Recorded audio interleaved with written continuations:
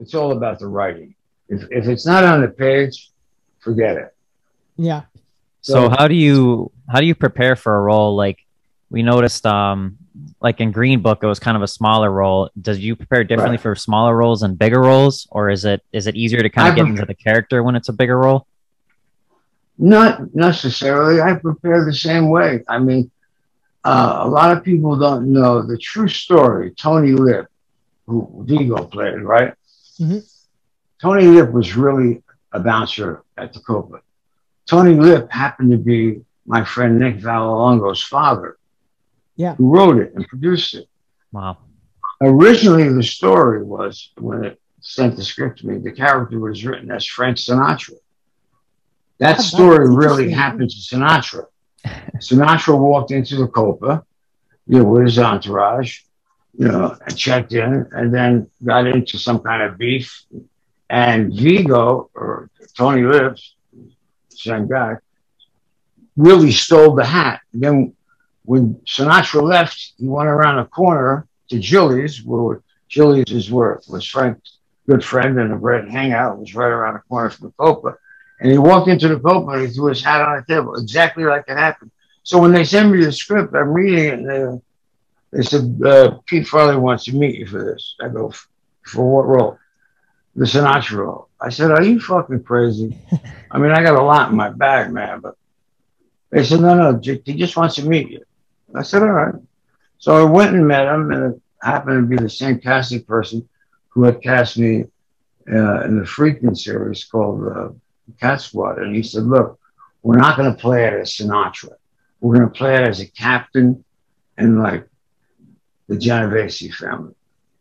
Because if we play it as Sinatra, it'll overshadow the picture. Yeah. And that's Wow. basically that's basically how that happened. Yeah, that's crazy. And even like your character in that movie Green Book, Gio Lo Scudo, right? Like the mob, that mob figure. Do you like playing mob figures? Did you grow up watching mob films? Because even acting with Frank Vincent, Joe Pesci, those are people that, again, like Frank Vincent, Sopranos, Goodfellas, Casino, Joe Pesci, same thing, all these films. So I guess you're into that type of genre as well. You like that stuff? Well, yeah, listen, I mean, they're the most exciting, colorful characters to Yeah. play. You know, I mean, when I want to play Dr. Jonas Salk, who invented the